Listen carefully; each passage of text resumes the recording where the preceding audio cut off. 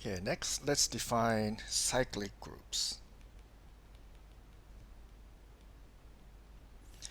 So let's say G is a group such that every element has this form. Okay.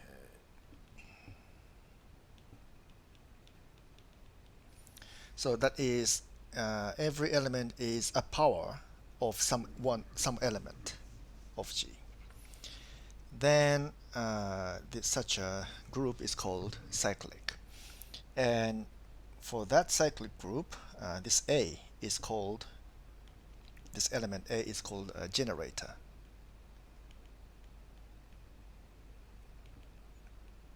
of this cyclic group.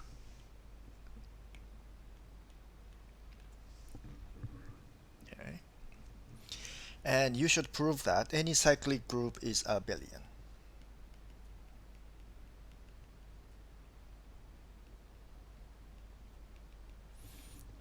So necessarily abelian. That means every pair of elements commute. Next, we introduce a different use of the term order. Previously, we defined this term order to denote the number of elements in a group, if you remember. Here, we use this word order in a different meaning. Okay? And let's say we have an element A of group G. Then we say A has finite order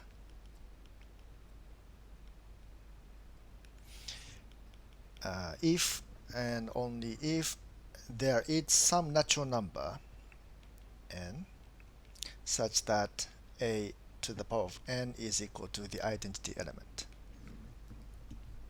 Okay? And if n is 1, uh, then that means A to the power of 1 is equal to E. In this case, we say E has order 1. And if n is not equal to 1, that is greater than 1, and for all m between uh, 1 and n, if n A to the power of m is not equal to the identity element, but n is the least element such that A to the power of n is equal to E, then we say uh, this element A has order n. So A's order is n in this case.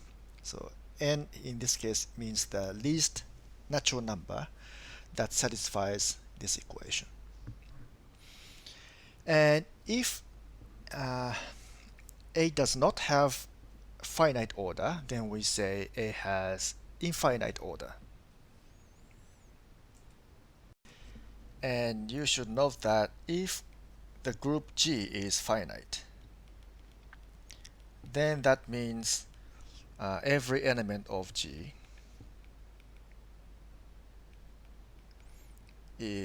has finite order.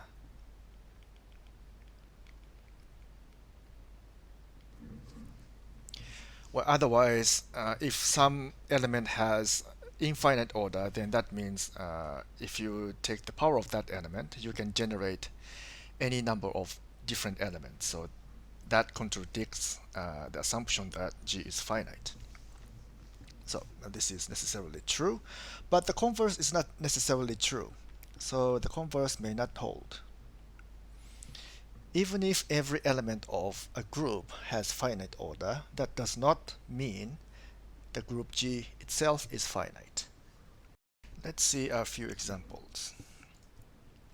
First example is the additive group.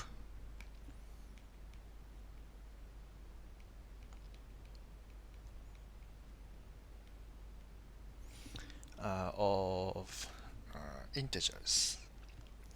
So additive group means we consider the set of integers with together with addition.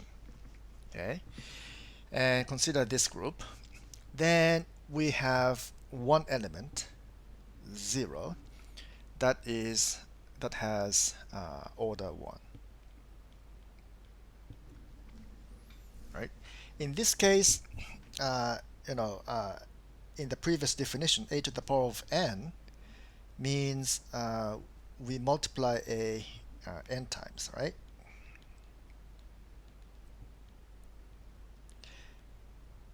In the case of additive groups, a to the power of n actually means a plus, and so on. So we add a n times. So we should better express this as, denote this as na instead of a to the power of n.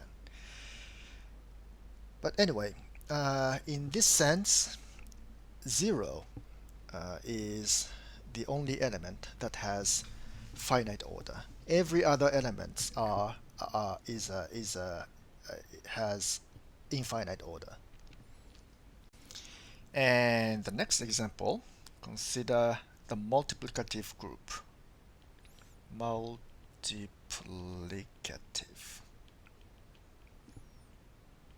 group of rational numbers except for 0. So non-zero rational numbers. So that means we consider this set together with ordinary multiplication. And here we have one element that is 1, and that has order of 1, right? Because 1 to the power of 1 is equal to 1. And for everything else, no elements can have order 1. And we have one element of order 2, that is negative 1, has order 2. Because negative 1 to the power of 1 is equal to 1, which, of course, 1 is the identity element of this group. So negative 1 has order 2. And all other elements have infinite order. Okay? And the same applies to non-zero, a multiplicative group of non-zero real numbers. Next, consider the multiplicative group of non-zero complex numbers. Okay, consider right. Let's write it in this way. So this group has no real elements that has finite order, other than positive or negative 1 have finite orders. So plus 1 has finite order of 1, and negative 1 has finite order of 2, just like the case for non-zero rational numbers. But if we consider complex numbers, then we do have other elements of finite orders. Let's try to see that. So suppose we have a complex number z from this set. And let's express this complex number as polar coordinates. So that is cosine theta plus I sine theta, where r and theta are real numbers. And since this is a non-zero complex number, so r must be greater than 0. It cannot be equal to 0. So let's say if we take the power of this complex number, then we have r to the power of n, and that is cosine theta plus I sine theta to the power of n, but using the the Moivre's theorem, we have cosine n theta and I sine n theta. Okay, and in this group, the identity element is 1. So if we have z to the power of n equal to 1, that means this is equal to 1. Okay, so this holds, so the real part is this times this, and the imaginary part is this times this. So that means r to the power of n times cosine n theta is equal to 1, and r to the power of n sine n theta must be equal to 0. Okay? So from this, we must have r to the power of n is equal to 1, and cosine n theta is equal to 1, and sine n theta equal to 0. So since r is positive, we have r is equal to 1, and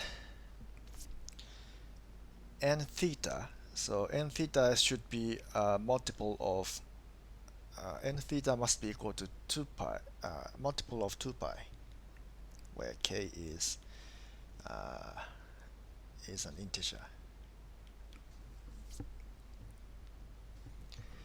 Okay, so that means z to the power of n is equal to 1 if and only if z has this form, cosine 2k pi over n plus I sine 2k pi n over n.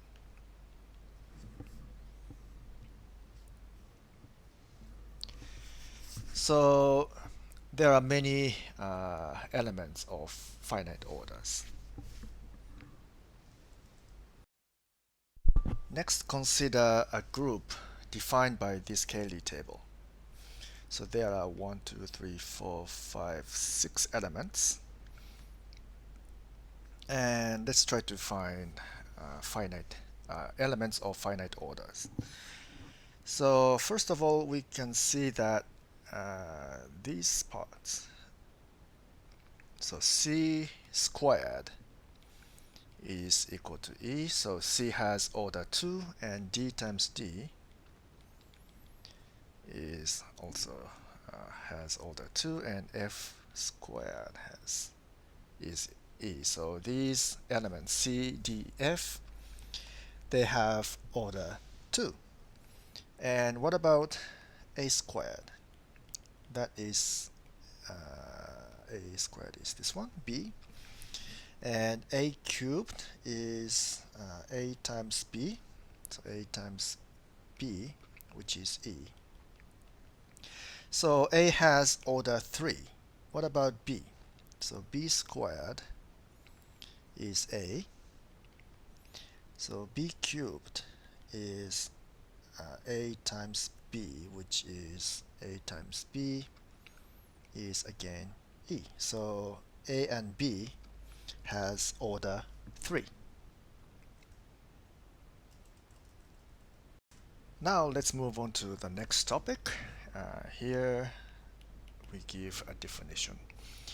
Let's say we have two elements a and b of some group G, and we say a is conjugate to b, conjugate to b.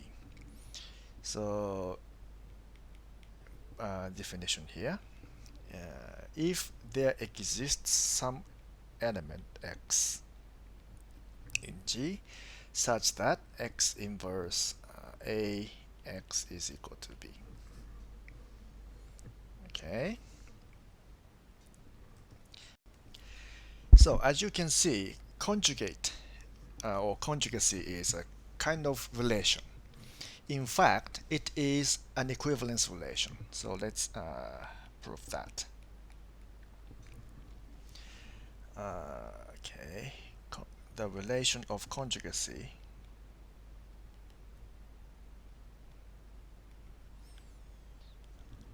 on a group is an equivalence relation. Is an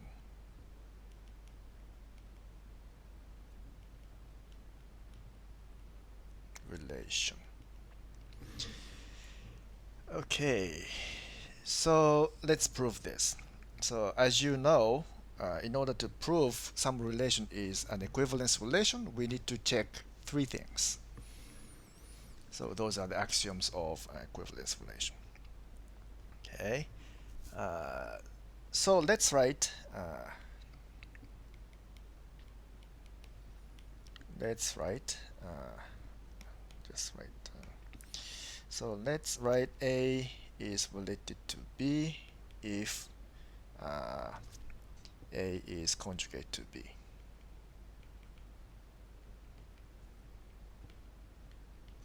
Okay, so that means there is some element X such that this holds. Okay, so first we need to prove reflexivity.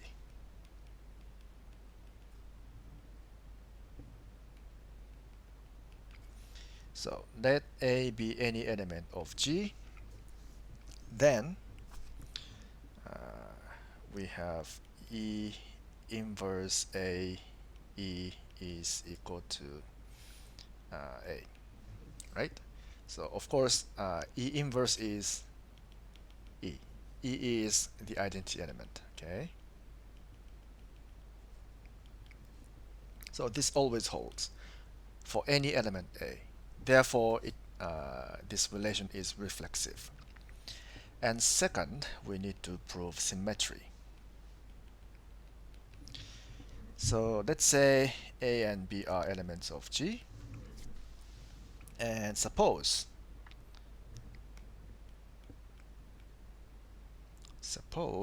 A is conjugate to B. Okay, so that means there is some element X in G such that X inverse A X is equal to B. Now, multiply both sides by X from the left and multiply both sides by X inverse from the right. Then we have X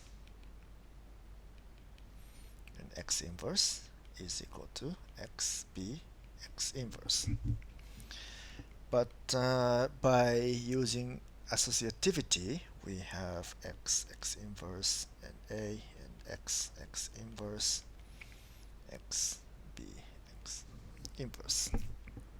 But these are identity elements, so therefore A is equal to X B X inverse. So if we set that, for example, y equals to X inverse, then we have y X is equal to y inverse. So y replace X with y inverse and B and y equal to A. So this means B is conjugate to A because we have some element y such that this holds. Therefore, the symmetry is proved. Now, the last thing is transitivity.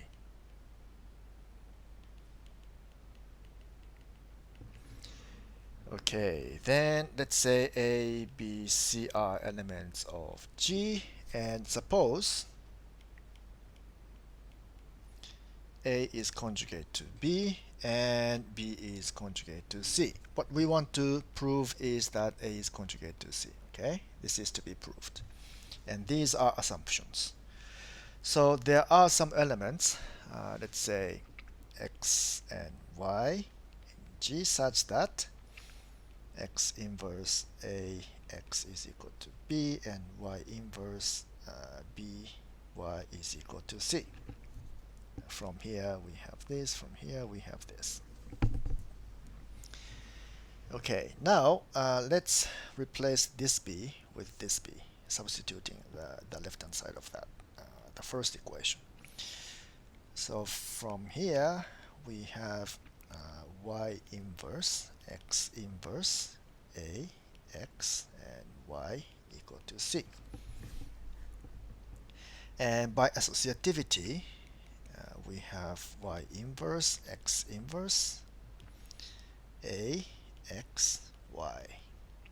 Okay. Then let z equal to xy. Then z inverse is xy inverse, which is y inverse x inverse. So therefore we have, so this is z inverse, and a and z equal to c. Therefore a is conjugate to c. So this proves that this relation of conjugacy is an equivalence relation, and we are done. And related to conjugacy relation, we define the notion of conjugacy class.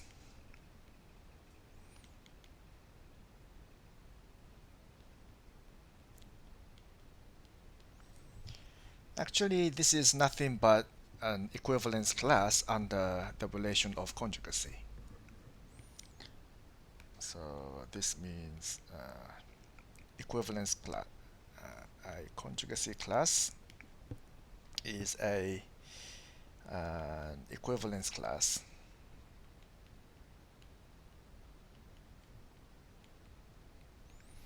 under conjugacy.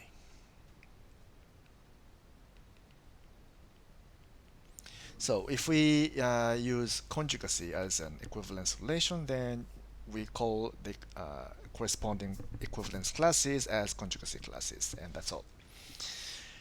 Now, here's an interesting fact. So, as we know, the conjugacy class containing the element A can be expressed as this. So X is any element of G. Then this set is a conjugacy class containing the element A, obviously. And A is an element of this set. Okay, then if G is abelian,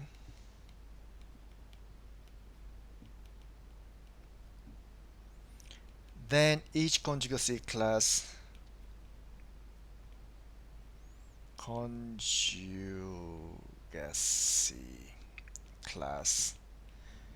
has only one element.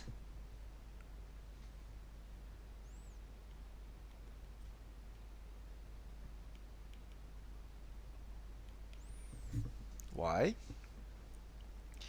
Because let's say, suppose we have A and B.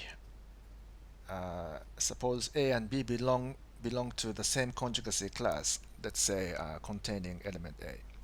Okay, then that means there's some element in G. There is some element X in G such that X inverse A X is equal to B.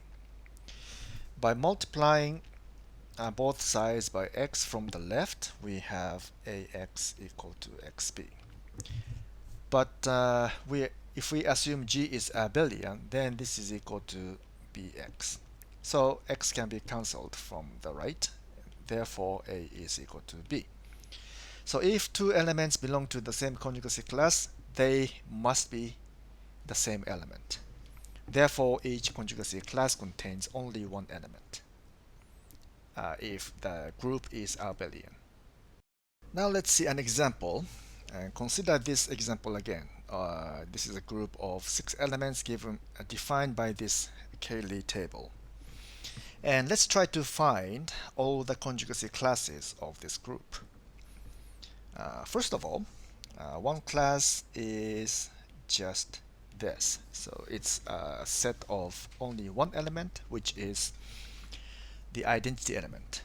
Because for any other elements, x in G, we have, let's call this G, x inverse E, x is equal to x inverse x, which is equal to E. So there's only one element in this class. And then try to find the conjugacy class containing the element A. And so this can be found. So just apply the definition of this. So that is all elements of elements expressed as x inverse A x, where x is any elements. X runs through all elements of G. So let's try that. So first, we calculate like E inverse A E and A inverse A and B inverse A B and C inverse A C and D inverse A D and F inverse A F and so on. And the first one, this is just A, and this one is also A, and AB is E, so that is okay. This, so B inverse AB is equal to B inverse E, which is B inverse, but B inverse is, so from here B times A is E, so B inverse is actually A. So this is A, and what about C inverse AC? So AC is A, C is D, and C inverse is, let's see, C inverse is C. So we have CD, and CD is B. So we have B, and what about D inverse AD? So AD is F.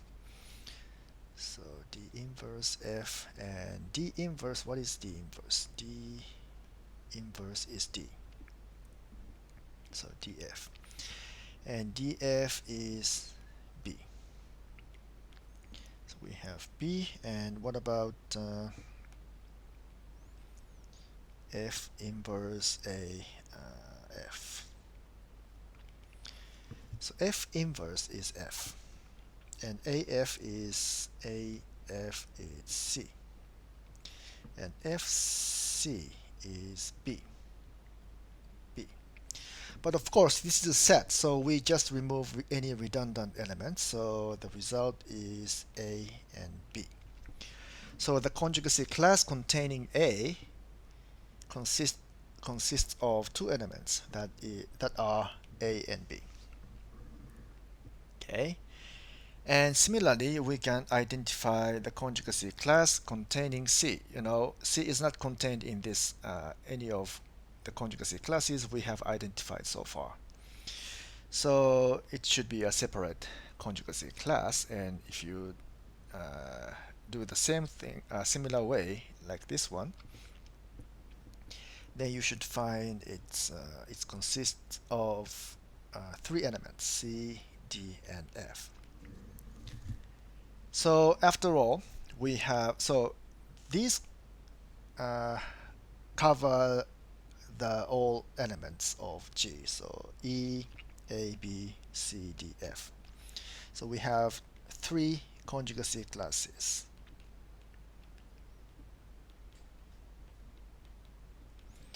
And they are mutually disjoint and collectively exhaustive.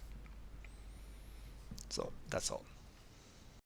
And finally, we define one term.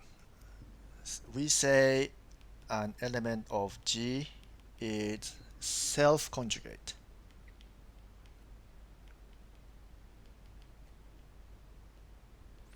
or central. Okay. If for all elements x in G, we have x inverse A, x is equal to A. Okay, so whatever the element of G, if we always have this, then this element A is called central or self-conjugate. And also the set of, we define the center of G.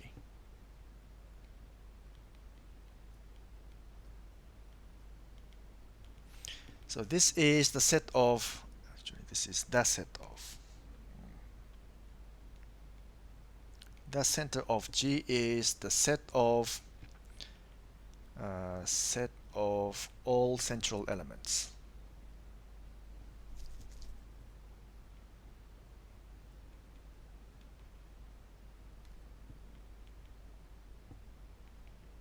Of G. Okay, and we often denote the center of G by Z of G. Okay, so that is more formally all elements of G such that for all x in G we have x inverse A, x is equal to A. Okay, so this is the center of G.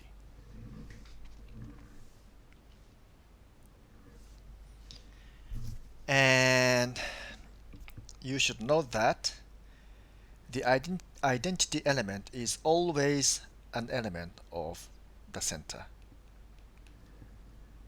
Yeah, you should check this. And we have the center of this result. Center of G is equal to G itself if and only if G is abelian. Okay, so why is this so? You should try to prove this. So if and only if, okay? And that's it for today.